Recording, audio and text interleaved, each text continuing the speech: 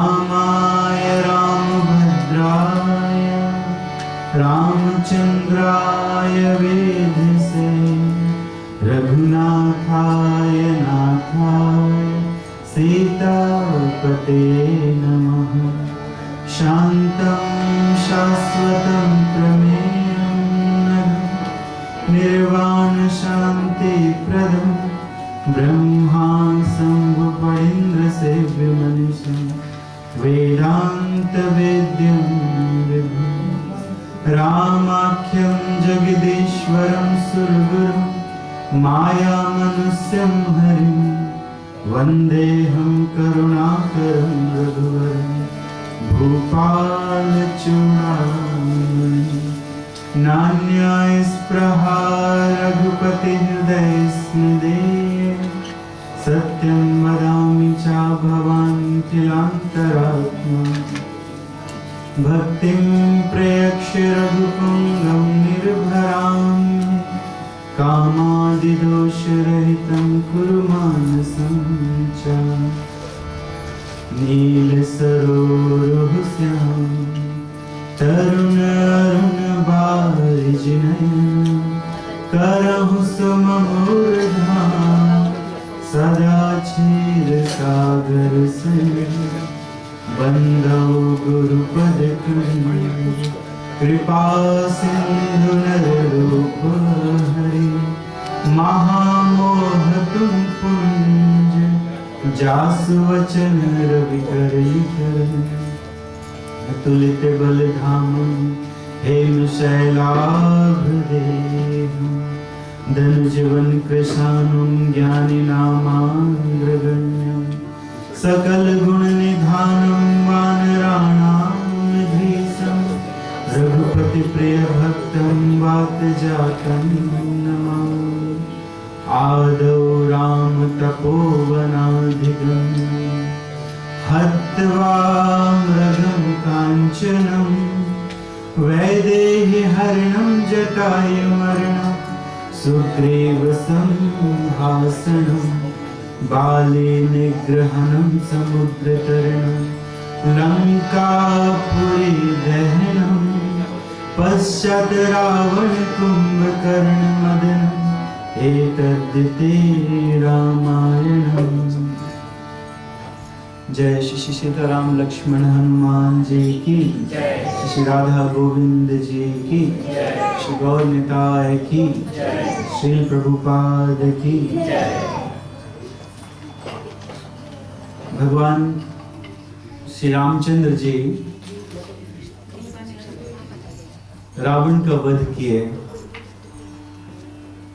भगवान अपने भक्तों से बहुत प्रेम करते हैं। जब उस युद्ध में कोई वानर मारा जाता था राक्षसों के द्वारा, तो भगवान स्वयं उसका अंत्येष्टि संस्कार करते थे। भगवान स्वयं जाके उसे अग्नि देते थे और भगवान उसके लिए समुद्र में तिलांजलि भी देते थे।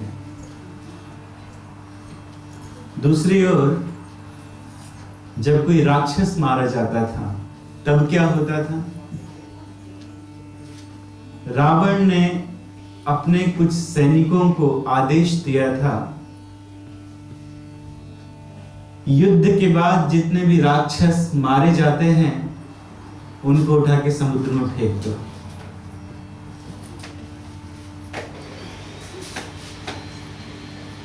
क्यों? कारण क्या है? इसलिए कि संध्या के समय या दूसरे दिन वो वानर सेना ये देख ना पाए कि कितने राक्षस मारे गए हैं। यदि वो देख लेंगे कि इतने सारे राक्षस मरे हैं तो उनका मनोबल बढ़ जाएगा। तो इसलिए जितनी जल्दी हो सके उनको फेंक दो, अलग कर दो रणभूमि से।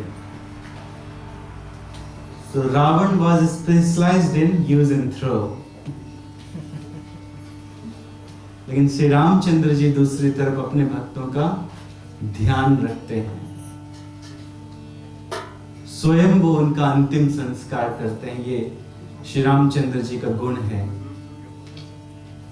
तो श्री रामचंद्र जी आए, अयोध्या आए, उनका राज्याभिषेक किया गया। विशेष रूप से आज रामनवमी महामहोत्सव है। इस दिन भगवान ने जन्म लिया था, तो भगवान के जन्म की कथा को कहा जाएगा। कथा कहते समय जब भगवान श्री रामचंद्र जी के जन्म की बात आई थी, तो हम लोगों ने उस प्रसंग को छोड़ दिया था कि उस प्रसंग को आज कहेंगे। तो आज श्री रामचंद्र जी के जन्म के विषय में सुनिए। जब समय आया, उस यज्ञ की अग्नि से एक विशाल महाकाय पुरुष उत्पन्न हुआ, हाथों में चरु लेके, और उस चरु के विभाग कर दिए और उन्हें अपनी रानियों को दे दिया। तो उस चरु के ग्रहण करने से रानियां गर्भवती हो गईं। ये विधि गर्भ सहित सब नारी, भयहु हृदय हर्षित सुख भारी। इस विधि से चरु के खाने के कारण, क्योंकि उस चरु खीर को देवताओं ने पकाया था और एक बहुत ही उत्कृष्ट ऋषि ने, श्रृंग ऋषि ने उस यज्ञ को किया था। तो उस खीर को खाने के बाद जितनी भी रानियां हैं, तीनों रानियां वो गर्भवती हो गई। और गर्भवती होने के बाद भयहु हृदय हर्षित सुख भारी, उनके हृदय में महासुख आनंद का आवेश हुआ। भगवान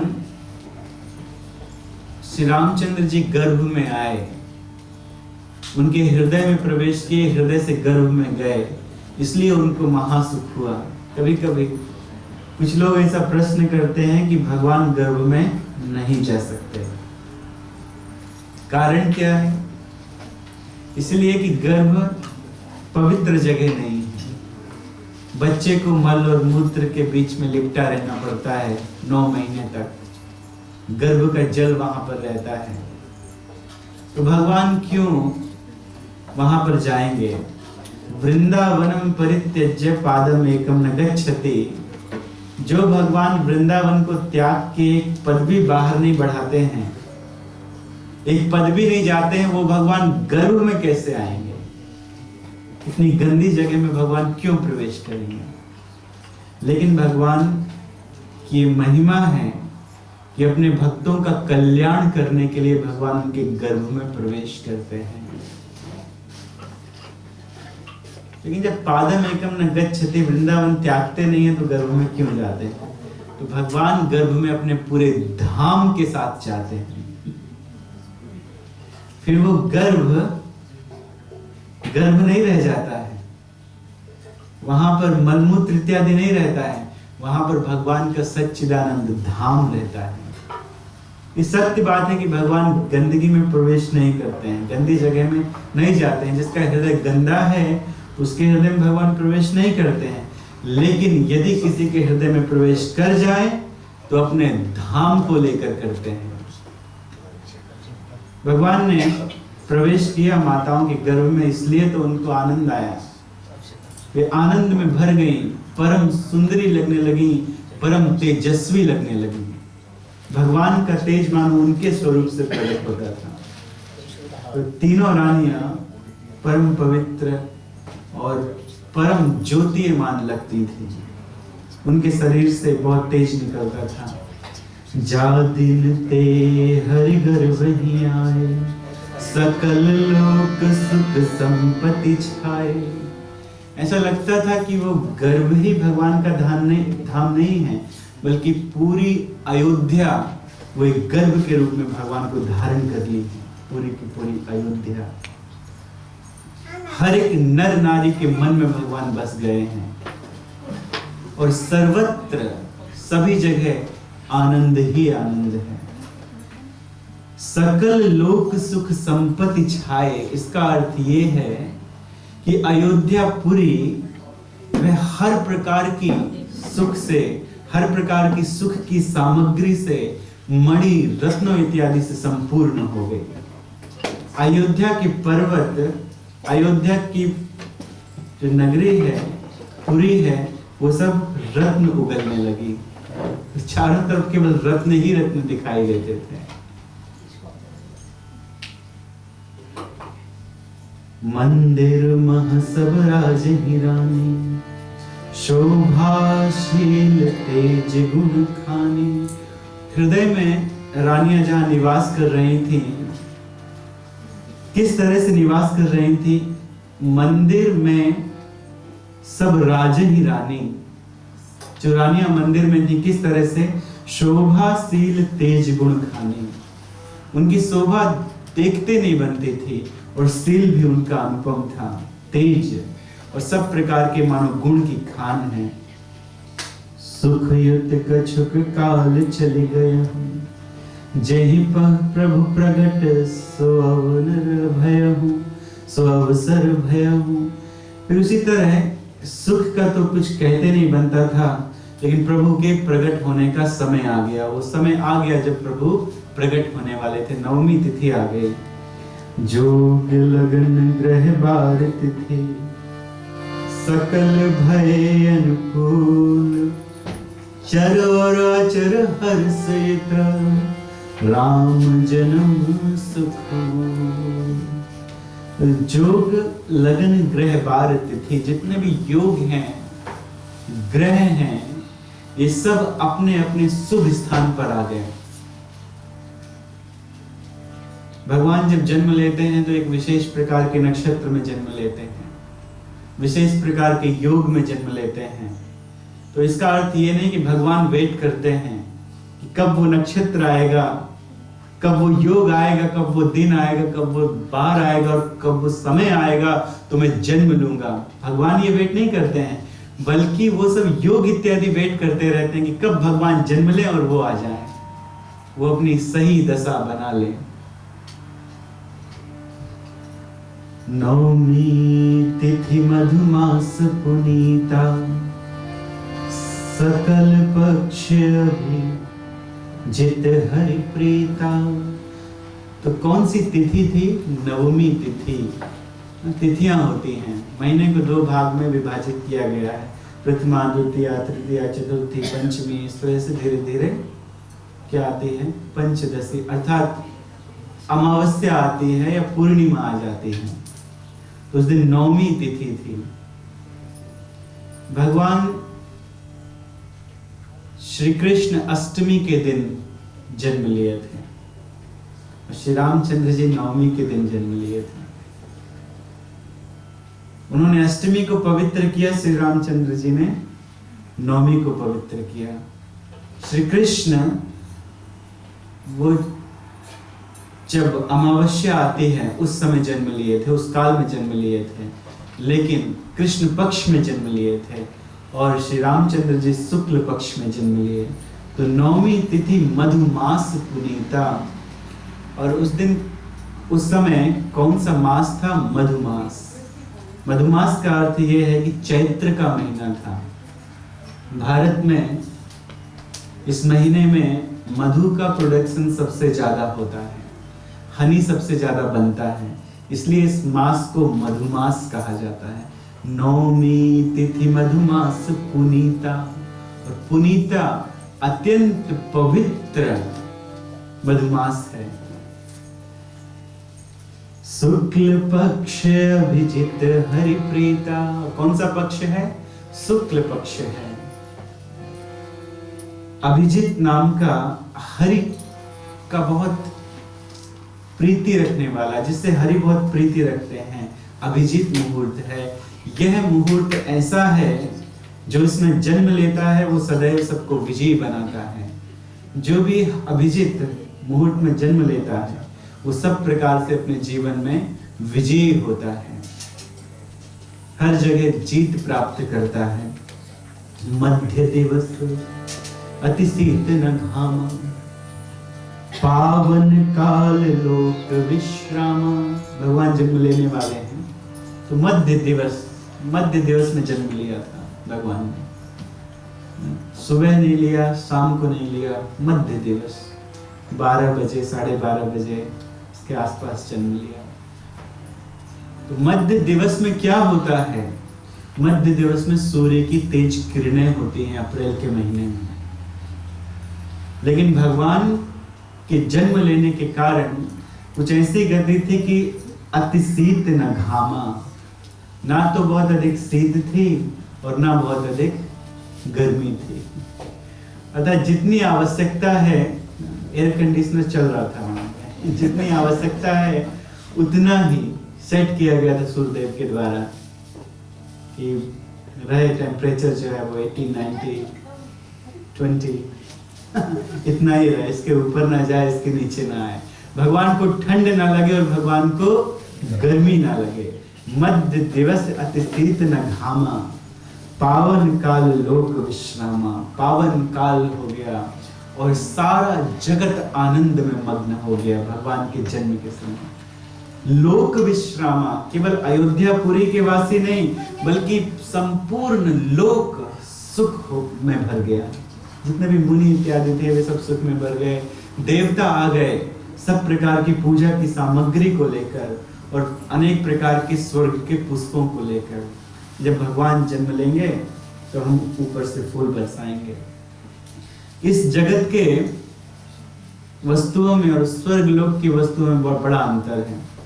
इस जगत के पुष्प आज खिले हैं लेकिन ये पुष्प कल मुरझा जाएंगे, लेकिन स्वर्ग लोक के पुष्प यदि लेकर आएंगे तो वो कभी मुरझाएंगे नहीं, वो कभी नहीं मुरझाते। अगर इंद्र देव ने किसी को लाके माला पहना दिया तो वो सदैव सुगंधित रहेगा और कभी नहीं मुरझाने वाले फूल हैं स्वर्ग लोक में। तो भगवान के लोक में जो पुष्प हैं उसके बारे में कहना ही क्या। वो पुष्प तो भगवान से बातें करते हैं, भगवान की सेवा करते हैं। शीतल मंद सुरभि बह बाहु, हर्षित सुर संतन मन चाऊ। तो इस प्रकार से शीतल मंद सुमंद सुरभि बह बाहु, हवा बहने लगी। कैसे? शीतल, शीतल हवा। चैत्र के महीने में थोड़ी थोड़ी गर्मी हो जाती है भारत में, तो शीतल हवा बहने लगी। और जब गर्मी में शीतल हवा बहती है तो बड़ा अच्छा लगता है, बड़ा सुकून मिलता है शरीर को।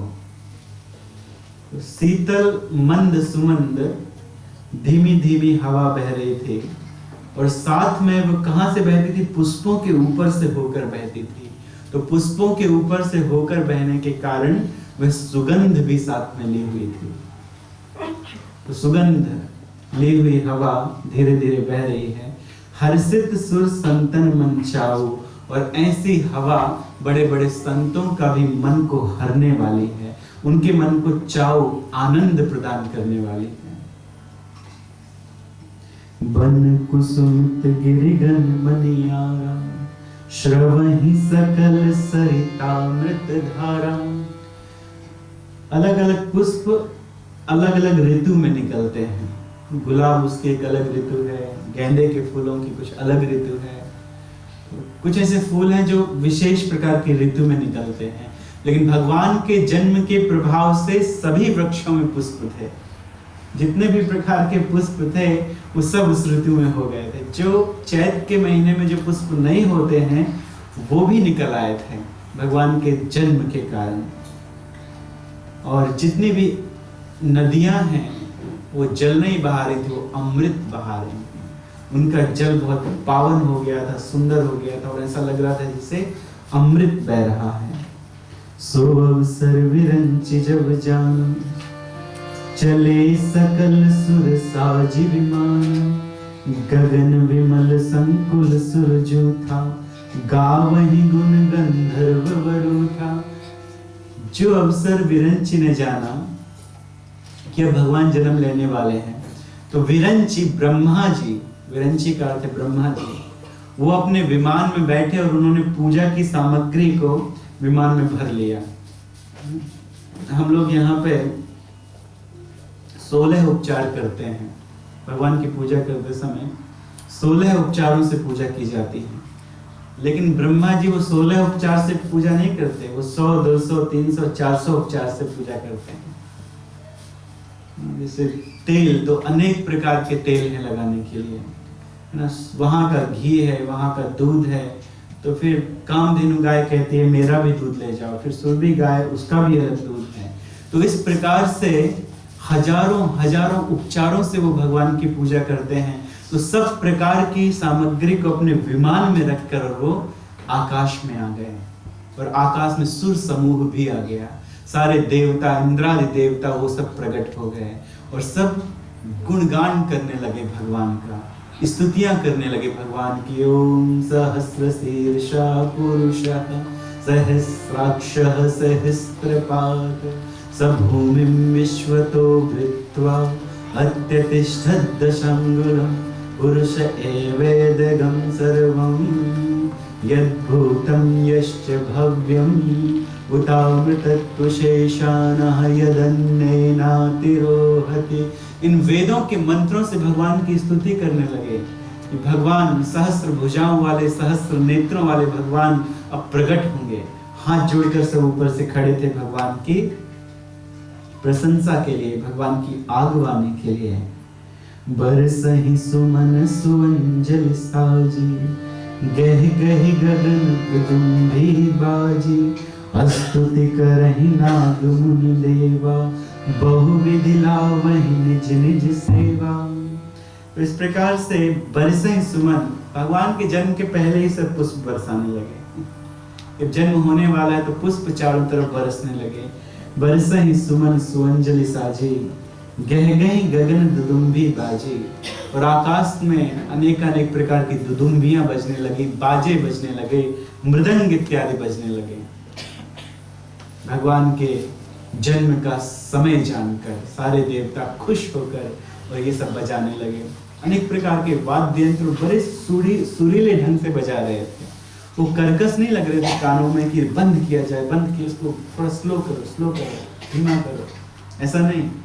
कानों को अच्छे लगने वाले बाजे उन्होंने बजाए, और उसके साथ साथ गंधर्विकाएं वे सब नृत्य करने लगी आकाश में, अप्सराएं नृत्य करने लगी।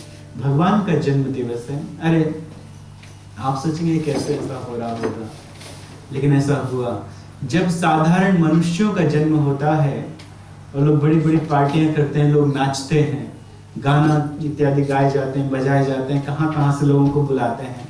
हमारा 50th बर्थडे है तो अमेरिका से और ऑस्ट्रेलिया से, इंडिया से लोग कहाँ से आते हैं।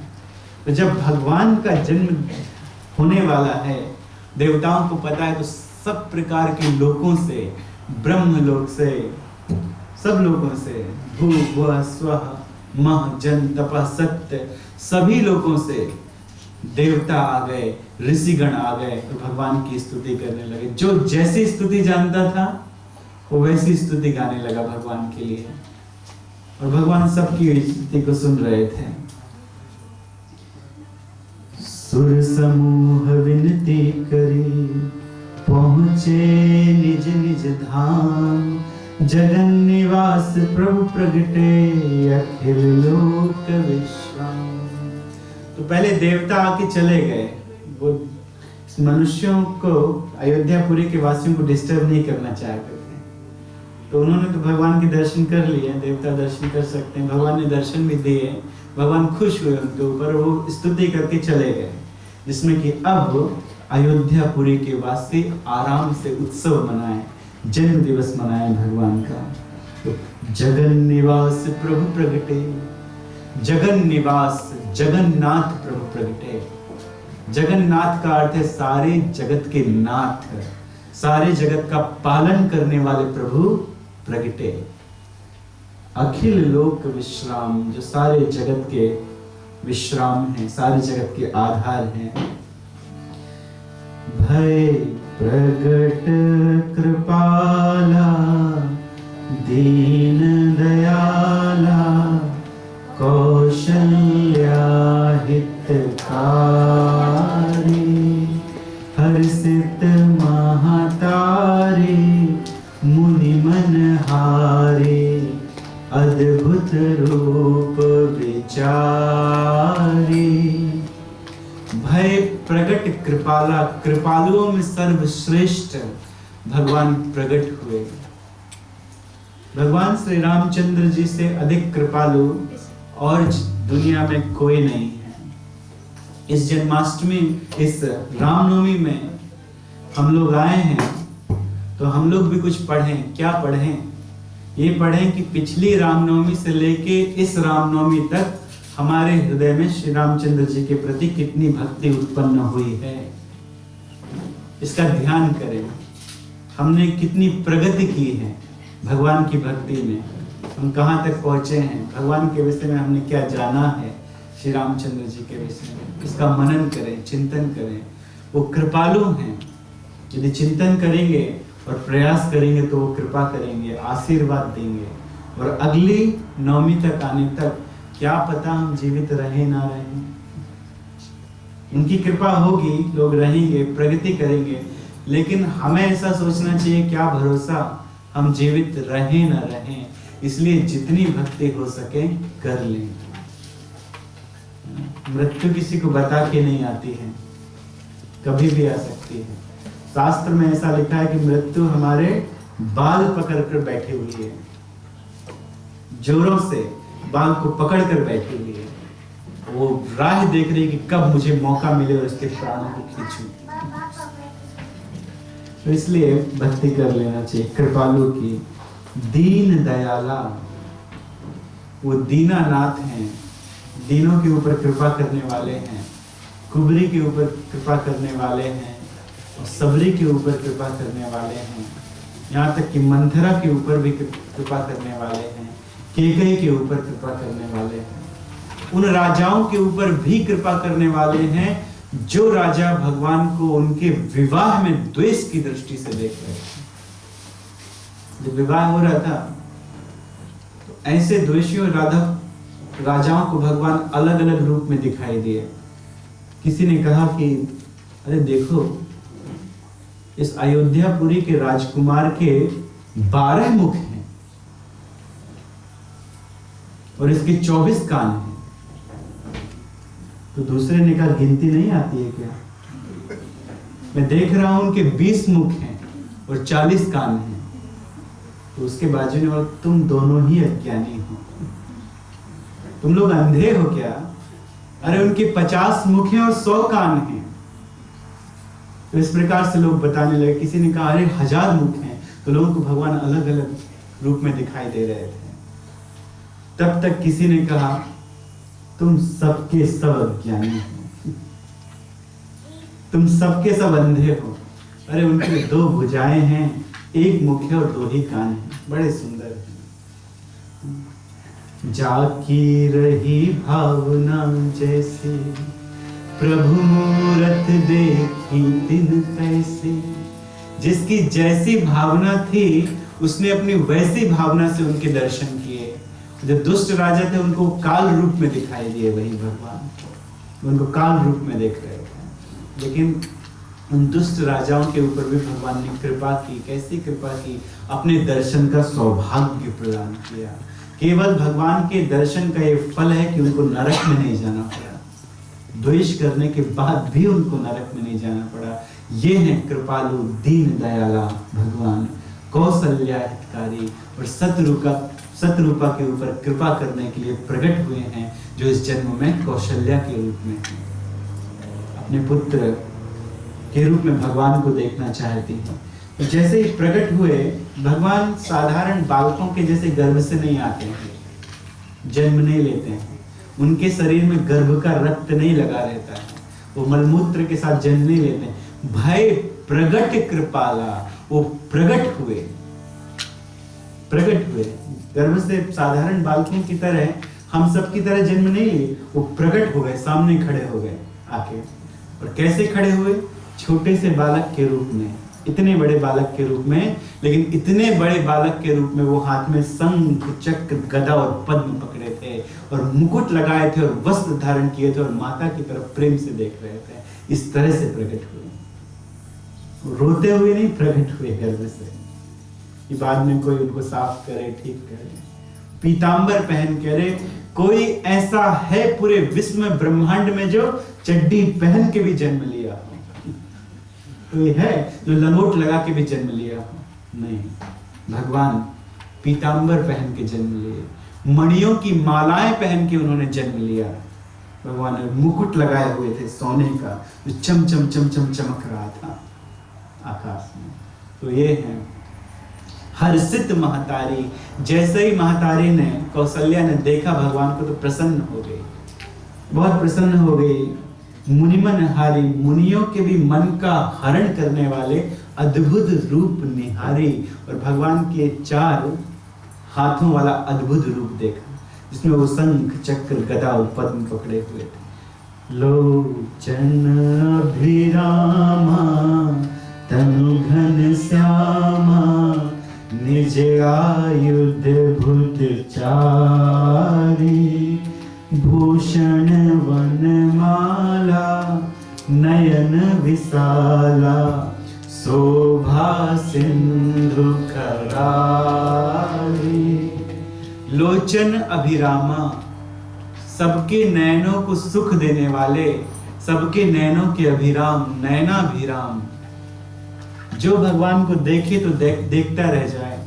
एक मुस्लिम स्त्री पहुंच गई बांके बिहारी के मंदिर में, वृंदावन में, और भगवान को निहारने लगी, भगवान को देखने लगी।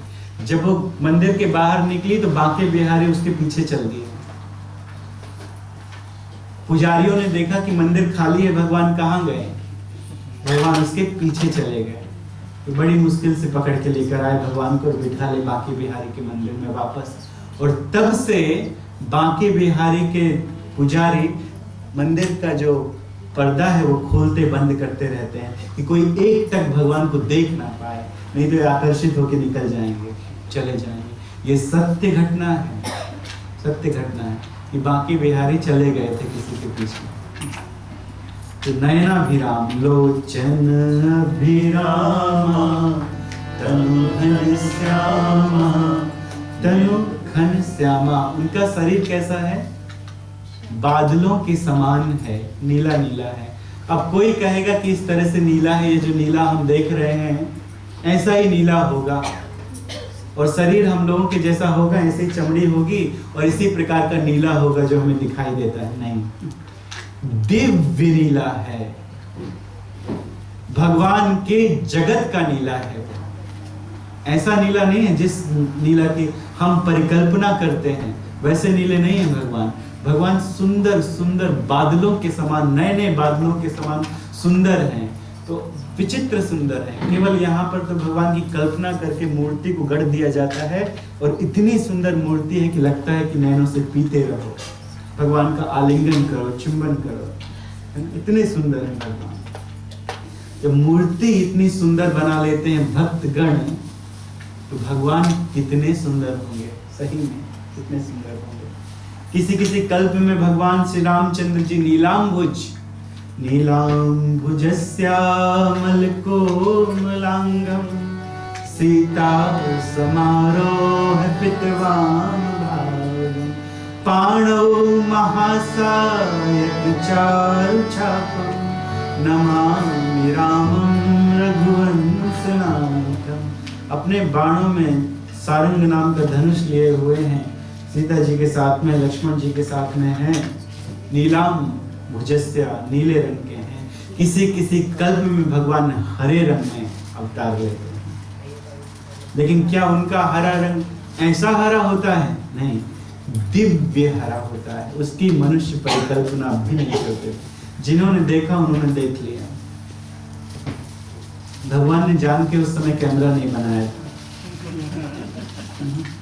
क्योंकि वो तो कुछ विशिष्ट भक्तों को ही देखने के लिए मिल सकता है, जो भगवान की लीला में भगवान के साथ थे, भगवान के परिकर, बड़े बड़े तपस्वी, जिन भक्तों ने अपना जीवन न्यौछावर कर दिया था, उनको ही भगवान ने दर्शन दिया।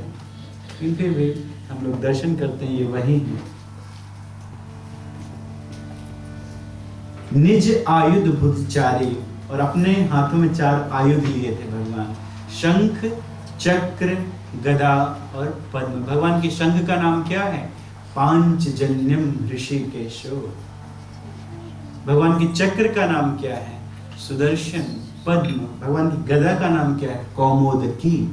कौमोदकी नाम की गदा लेके भगवान वहां पर प्रकट हुए थे। भूषण वनमाला, और अपने गले में एक बहुत विशाल वनमाला पहने हुए थे, सुंदर सुंदर मालाओं से गुथ के, पास पास में गुथ के जो हार बनाया गया था, ऐसा हार भगवान पहने हुए थे जो बहुत सुंदर लग रहा था। किसी की सुंदरता कैसे बखानी जाती है उसके चेहरे को देखकर, उसके बड़े बड़े नयनों को देखकर। तो नयन विशाला, भगवान की छोटी छोटी आंखें नहीं थी, बड़ी बड़ी आंखें थी। तो नयन विशाला, बहुत सुंदर लग रहे थे उन विशाल नेत्रों में भगवान। और उसी के हिसाब से भगवान के सारे अंग हैं। सनी की आंखें बहुत बड़ी तो नाक बहुत छोटी सी, या कान बहुत बड़े बड़े, नहीं, जितना जिस अंग को सुदृढ़ रहना चाहिए वो उतना ही है। और बहुत सुंदर है, बहुत सुंदर है। किसी ने कहा है, मधुरम मधुरम वपुरस्य विभो, मधुरम मधुरम वदनम मधुरम, मधुगंध मधुस्मित मेत दहो, मधुरम मधुरम मधुरम मधुरम। भगवान कैसे मधुर हैं? भगवान का पूरा वदन मधुर है, मधुरम मधुरम वदनम मधुरम। लेकिन इस पूरे शरीर में सबसे ज्यादा मधुर क्या है? तो भगवान का मुखारबिंद है।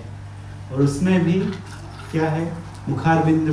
ये किस तरह से मधुर है मुखारबिंद? जैसे हनी की गंध, जैसे मधु की गंध मधुर होती है, उस प्रकार से भगवान मधुर हैं, मधुर हैं, मधुर हैं, मधुर हैं। शोभा सिंधु खरारी, भगवान की शोभा सिंधु के जैसी है, देखते नहीं बनती। कह दुई कर जोरी स्तुति तोरी, कही विधि करम अनंता, माया गुण ज्ञान तीत रमाना, वेद पुराण भनंता, करुणा सुख सागर सब गुण आगर, जय गावहि श्रुति संता, सो मम हित लागे जन अनुरागे, भयहु प्रगट श्रीकांता। ऐसा भगवान का विचित्र स्वरूप देखे माता कौशल्या अपने दोनों हाथों को जोड़कर स्तुति करने लगी कि हे भगवान, आप भगवान हैं, कहीं विधि करूं अनंता। हे भगवान, आपकी मैं किस विधि से स्तुति करूं? आप सब वेदों को जानने वाले हैं और मैं अज्ञानी। माया गुण ज्ञाना, देखिए वेदों की बात ही वो कह रही है कि आप माया के गुण से अतीत हैं, आपको लखा नहीं जा सकता है। माया गुण के गुण से अतीत है, इसका अर्थ क्या है? कोई नीम के कीड़े को कोई रसगुल्ला खिलाए तो उसे क्या समझ में आएगा? कोई नीम का कीड़ा आए जिसने जीवन भर केवल नीम खाई है और उस व्यक्ति से वो पूछे कि रसगुल्ला कैसा है, वो सामने वाला व्यक्ति बोले मीठा है, बहुत मीठा है। अब उससे बोले मीठा है, लेकिन उसको क्या पता कि मीठा है क्या, उसने खाया ही नहीं। कैसा मीठा है? मीठा होता क्या है? कभी शक्कर खाई है? नहीं, मैं तो केवल नीम का कीड़ा हूँ। अब उसे कोई कैसे समझाएगा? जिसने हमने इस भौतिक जगत में ही रूपों को देखा है, भौतिक जगत के रूपों का आस्वादन किया है, उसकी बड़ाई की है, वो क्या भगवान के रूप को समझेगा? भगवान के रूप को तो वही समझेगा जिसने मीठा खाया है, जिसने शक्कर खाई है, जिसने रसगुल्ला खाया है। तो ये रसगुल्ला है भगवान। तो माया गुण से भगवान 3 गुणों से अतीत हैं। सतोगुण, रजोगुण और तमोगुण ये भगवान को छू भी नहीं सकते हैं, जिनके कारण हम लोगों को दुख प्रदान होता है। अमाना, किसी प्रकार का उनमें मान नहीं है। वेद पुराण भनंता, जितने प्रकार के वेद हैं, पुराण हैं, वो सब उनकी स्तुति करते हैं। करुणा सुख सागर, करुणा के तो सागर हैं, इतनी करुणा करते हैं, इतनी करुणा करते हैं कि लोग सुख के सागर में गोता लगाने लगते हैं। जितने प्रकार के गुण हैं वो सब उनसे निकलते हैं, तो सब गुण आगर, जय गावहि श्रुति संता, और उसी को वेद गाते हैं और उसी को संत गाते हैं। सो मम हित लागे जन अनुरागी भयं प्रगट श्री कांत। ऐसे भगवान मेरा बड़ाई करने के लिए, मेरे हित के लिए प्रकट हुए हैं। 2 श्लोक और हैं। ब्रह्मांड निकाया निर्मित माया, रोम रोम प्रतिवेद कहे, मम उर्सोवासे यह उपहासे, सुनत धीर मति धीर न रहे। उपजा जब ज्ञाना प्रभु मुस्काना, चरित बहुत विधि कीन चहे। कह कथा सुहाई मातु बुझाई, जही प्रकार सुत प्रेम लहे। भगवान के उन्हीं अंगों से, उन्हीं रोमकूपों से ब्रह्मांड निकलते हैं। हम लोग तो ब्रह्मांड को देख नहीं पाते। ये जो सूर्य है ना, जिसे हम देखते हैं, ये सबसे छोटा सूर्य है। जितने भी ब्रह्मांड है उनमें सबसे छोटा सूर्य है। तो इससे बहुत बड़े बड़े सूर्य हैं दूसरे ब्रह्मांडों में, जिनको हम एक तारे के समान देखते हैं। वो लोक हैं और उनका प्रकाश इस पृथ्वी पर पहुंचने में करोड़ों करोड़ों साल लग जाते हैं। बहुत बहुत समय लग जाता है। तो ऐसे अनेकानेक ब्रह्मांड हैं जिसमें इससे भी बड़े सूर्य हैं, इससे भी बड़े लोक हैं, और भगवान वहां पर लीला कर रहे हैं। तो ब्रह्मांड कहाँ से निकलते हैं? ब्रह्मांड निकाया, भगवान के रोम कूपों से निकलते हैं। निर्मित माया रोम रोम प्रति वेद कहे, ऐसा वेद कहता है। वेद का अर्थ है जानना, वेद का अर्थ है नॉलेज। वहां से हमें पता चलता है ज्ञान का। तो वेद ऐसा कहते हैं कि ब्रह्मांड निकलते हैं भगवान के रोम कूपों से। मम उर्सो वासी, वो भगवान आके मेरे गर्भ में रहे। जिनके शरीर से रोमकूप निकलते हैं वो भगवान आके मेरे गर्भ में रहे। सोचिए कितने बड़े बड़े ब्रह्मांड कहीं से निकलते हैं और वो कौशल्या के गर्भ में समा जाए। अगर मैं ये किसी से कहूंगी तो लोग मेरा उपहास करेंगे, लोग मेरा मजाक उड़ाएंगे। धीर मति थिर न रहे, बड़े बड़े लोग मेरा मजाक उड़ाएंगे। लेकिन भगवान मानो ऐसा कह रहे हैं कि अरे इसमें क्या बड़ी बात है, तुमने देखा नहीं था, तुमने क्या सुना नहीं था, अभी कैसे सुनोगी, बाद में सुनोगी। या पहले के कल्पों की बात तो सुनी होगी। क्या कि जब भगवान श्री कृष्ण अपना मुख खोलते हैं मैया यशोदा के कहने पर, तो भगवान के मुख में पूरा ब्रह्मांड दिखाई देता है। और उसी ब्रह्मांड के अंदर जो ब्रह्मांड मैया यशोदा भगवान के मुख में देख रही हैं, उसी ब्रह्मांड के अंदर मैया भगवान से कह रही हैं कि मुख खोलो। और उस ब्रह्मांड के अंदर भी कृष्ण हैं और अपना मुंह खोल रहे हैं। तो भगवान के अंदर सब कुछ है और भगवान सबके अंदर है। ये केवल भगवान कर सकते हैं और कोई दूसरा नहीं कर सकता है। उपजा जब ज्ञाना, जब इस तरह से ज्ञान हो गया मैया को और बड़ी बड़ी बातें करने लगी, तब प्रभु मुस्काना। इसके बाद प्रभु मुस्कुराए और बहुत प्रकार की कथाएं कहने लगे। इस प्रकार से कथा कहने लगे, कही कथा बुझाई मातु बुझाई, जही प्रकार सुत प्रेम लहे। जिससे माता के हृदय में पुनः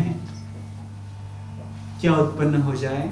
भगवान के प्रति वात्सल्य भाव उत्पन्न हो जाए। क्योंकि भगवान के 4 भुजाओं वाले रूप को देखकर तो उनके हृदय में ये भाव आ गया कि ये तो भगवान है। अब मैं इनको अगर अपना पुत्र कहूंगी तो लोग कहेंगे कि वो परिहास करती है कौशल्या, वो झूठ बोलती है, भगवान उसके गर्भ में कैसे आ सकते हैं। तो भगवान बहुत प्रकार की कथाएं कहने लगे। अरे एक समय तुम अदिति थी, एक समय तुम सतरूपा थी और तुमने बहुत बहुत तपस्या की थी मुझे प्राप्त करने के लिए।